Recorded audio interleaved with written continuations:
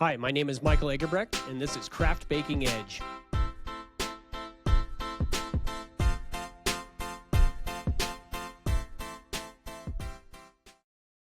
Hi, my name is Michael Eggebrecht, and this is Craft Baking Edge podcast. I am the owner of Artisan Baking Resources, which is a consulting and equipment company where we design bakeries and do consulting for startup bakeries or bakeries that are scaling up and growing, possibly moving from a retail bakery into a larger wholesale facility, basically ramping up. And Craft Baking Edge podcast is geared towards a professional baker.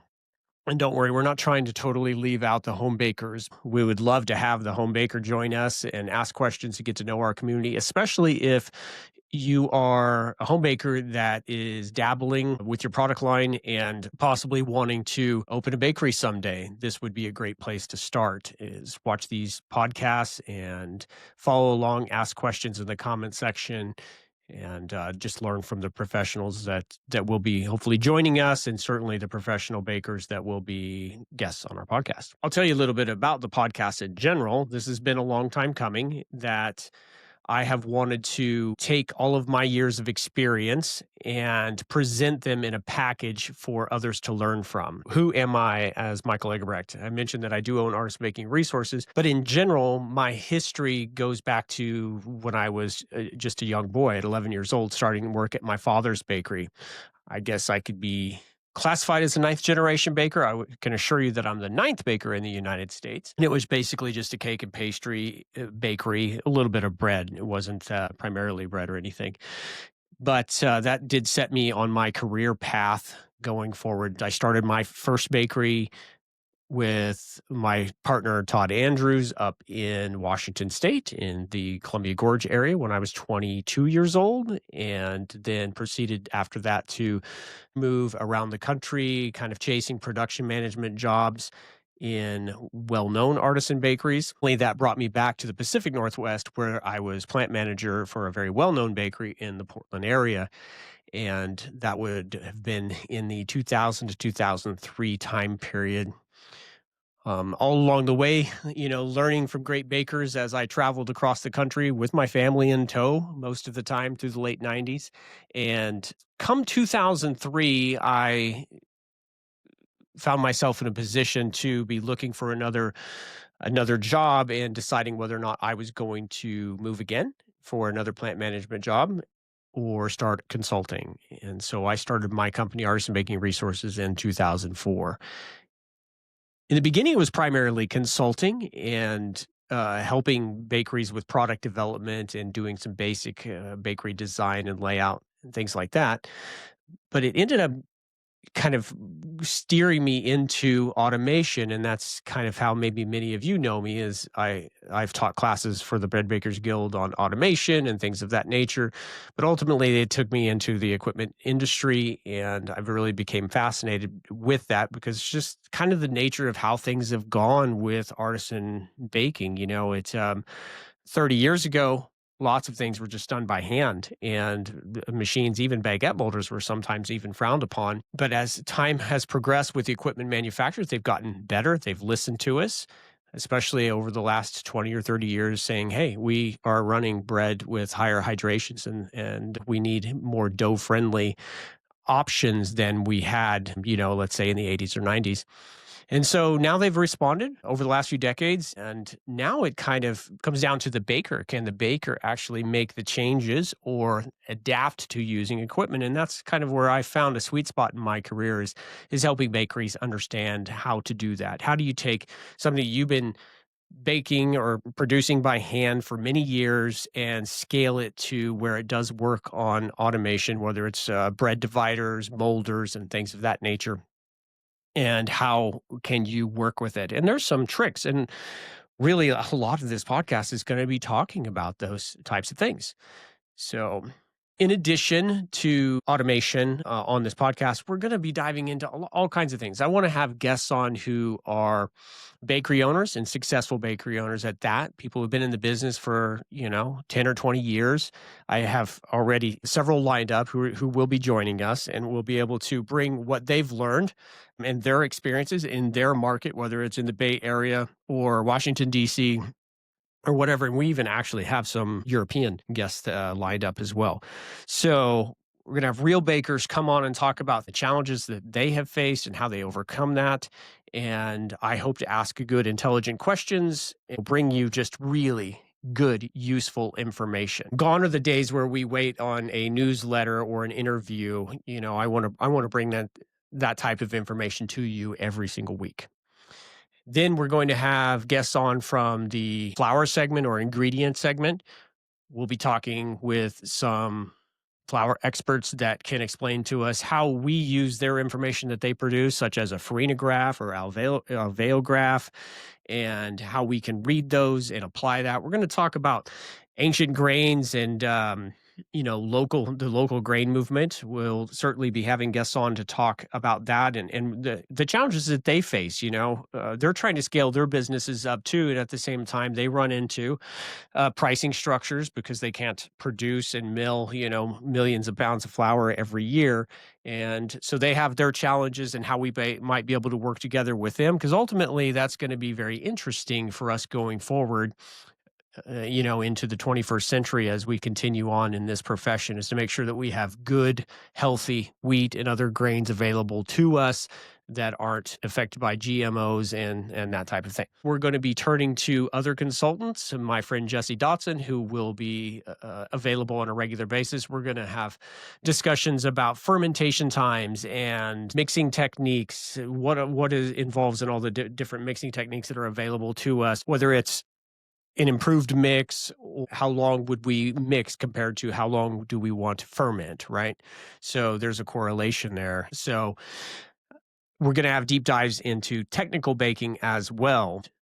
Then on the equipment side, we will be talking with the equipment manufacturers and bringing those guys in and having really good detailed discussions about what they are working on. How is AI going to affect their business and how it affects ours, and what we can look for. I do want to get into bakery finance as well. That's something that I really can't speak directly on and help everyone. So we're going to be bringing in CPAs and people who run successful bakeries, talk to them about their labor percentages, and can we standardize that here in the United States? Because in consulting, I'll look at one bakery's labor percentages, and it might be in the 18 to 22% or something like that. And at that rate, I'm sure it's just direct labor, the people who are actually making the product. And then I see some labor percentages that are in the 40s, right? And I mean, how are they calculating that? I think that they're including all the production managers and other departments probably in that one labor category. What's the right way to do it? And what are some real percentages if you do it one way or the other way? I just find that super fascinating. I know we're probably not going to get a ton of views on that episode, because home baker is going to be like, I don't know anything about that, don't care. But for you guys, I think it's pretty important. That's basically the podcast in a nutshell. So please stay tuned. We're going to be churning out some fresh episodes here real soon. We're actually going to be starting an artisan bakery. The first one is, do you even want to be a baker? For those of you who are home bakers or cottage bakers and you're considering opening a bakery, also read the article I wrote about growing up a baker. I think it was pretty good. I don't say so myself. And that's basically just kind of my experience as a kid growing up in a bakery. Now, of course, that was 40 years ago, literally 40 years ago, because I'm 51 and I started when I was 11. So that might be of interest. And then, do you want to be a baker? And then the next one is the how to choose your product line. Basically, what product lines kind of match up. And I really kind of go into detail on that in regards to starting with a couple categories, maybe 3 at the most, but preferably 1 or 2 to get started for your bakery. And I outline that in a chart, what equipment works with what. I break it down into 7 or 8 categories. And for example, would fine desserts or cakes work well in a bread bakery? Guessing that you could probably figure the answer out there. It is possible, but there's many other things you have to take into account. But if you have bagels and bread, nah, that's not too much of a stretch, right? Or artisan bread and viennoiserie. That is common as well. So that's the first kickoff of the series there. And then the next one is we're going to get into sizing a bakery, which I think everyone is going to be interested in. Although maybe you're going to disagree with me, and I would love to hear it because I would like to have some healthy debate about it. But I've developed a formula through all my years of travel through Europe and the United States and working with all of these different bakeries that literally there is a number per square foot. So basically, there's a certain amount of pounds per square foot that you can produce in a 24-hour period in a bakery. And in all honesty, it even applies to large production bakeries. I've used this formula all the way up to 60,000 square foot bakeries, and even applied that formula to my micro bakery that I opened during COVID. I'll tell you about that. We're going to do a whole segment on that. But my bakery was 750 square feet, and I was able to apply that formula in and plug it in and be like, okay, I need to size my ovens and mixers and things of that nature for this number. And spoiler alert, you can already jump on the website and find that number. So it's so simple, but yet I have never heard anyone else use it or approach it that way. I've seen people just automatically think that, well, we're going to be really efficient and we're going to really work hard and we're going to pump out, we have a 5,000 square foot bakery and we're going to make, 10,000 pounds of bread a day. You're not. If you do, I'd love to come visit you. Matter of fact, if you could make 10,000 pounds of product in a 5,000 square foot, basically 2 pounds per square foot, I want to come to your bakery and interview you. Absolutely. The trick is, though, is you have to house all of your ingredients in that space, produce in everything in that space, cool and pack in that same space. So if it was 5,000 square feet, you would have to do all of that in that space and then prepare for your distribution at the end of your shift. Because that's common for direct store delivery, which we will use that term DSD. That's a common approach for this type of baking. Now, possibly industrial baking, the product might just go on through a blast freezer, have it get packed and then shipped and housed off site and stuff like that. Or if it's a non-baking bakery, I don't know what you would call that, but somebody who produces frozen dough, right? Then it probably wouldn't apply there either, because then you could stretch up above those numbers that I'm going to share with you. So anyway, that's going to be a fun topic. And I think that's article number 2 that's out on the website. Now I've got article 3 done, but it ended up being like 8,000 words. And I'm trying to figure out how to trim it, or if I should trim that article, because it's packed so full of information that, and I feel like you can't just tell part of it and just leave everybody hanging like, oh, that was like unfulfilling. Thanks for telling us that baking is challenging, right? So I think I'm going to probably leave it long and just let you guys decide. There's some charts and things in there and whatnot. Also, in that second article, we do dive into a checklist for your bakery. So if you're like looking at a building and there's a checklist about, power suggestions, how many amps maybe your panel should have per square foot. I took a stab at that based on my experience. So I think that you might find that handy. It's just things to think about, and then gas lines if you are going to be looking at a gas type of oven. And then there's just some other things that are going to be super helpful. So hopefully those articles are helpful, and that's where we're going to start this podcast, is kind of cruising through that since I have that series out and it's fresh in my mind. And then we're going to start the interviews. And I think my friend Nick McCrary, who is working with Panera Bread, he's going to be one of our guests. And he's been in the baking industry a long time, so he's not just a Panera guy. Um, you'll be able to relate to his whole baking career. I think he's about my age. He's been baking his whole career since his first job. He didn't grow up in a bakery. I got him beat there. I grew up in one, so I probably was baking several years before him. But other than that, our career paths are pretty similar. Again, we're going to have Jesse Dotson on, who is the owner of Focus Bakery Solutions. He's based out of the Portland area, Portland, Oregon, and he does consulting all over the Pacific Northwest and nationwide too when necessary. But he seems to stay very busy in the Pacific Northwest. But he's a great guy to come on and talk technical talk. He always gets my juices flowing when we are chatting about the fermentation times and what happens if you miss your desired dough temperature by a couple degrees and you end up with an 81-degree sourdough, but you really needed to be at 78. And if you normally ferment for 4 hours, then well, what is the reduction? Well, I have a formula for that, by the way. And so I think you're going to find those conversations interesting. And we like to bounce around a little bit so everybody gets a little bit of something.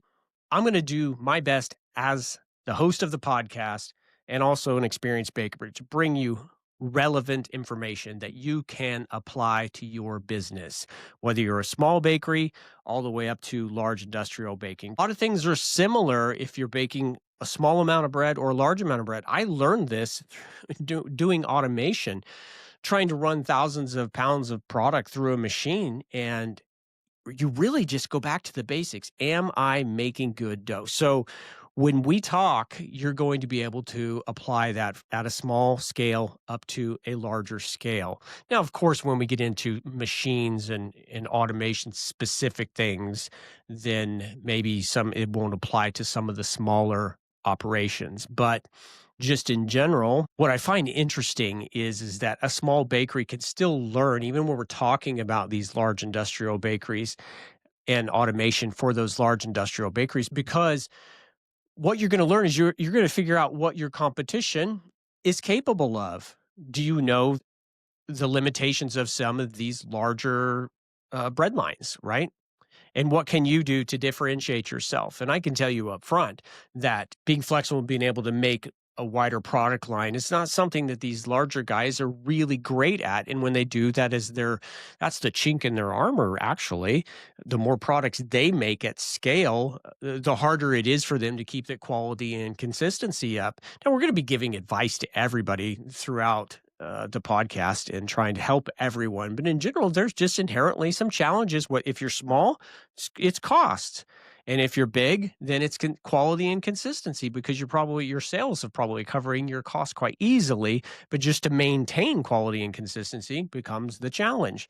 So I think you're going to find this super entertaining. I hope to be entertaining and not just a talking head up here. I hope to entertain you, bring you relevant information that you can apply to your business. Thank you so much for being here. Please hit like and subscribe down at the bottom and join us, and maybe even hit the notification bell so you can follow us when we have new videos out. We're going to be shooting for once a week in the beginning.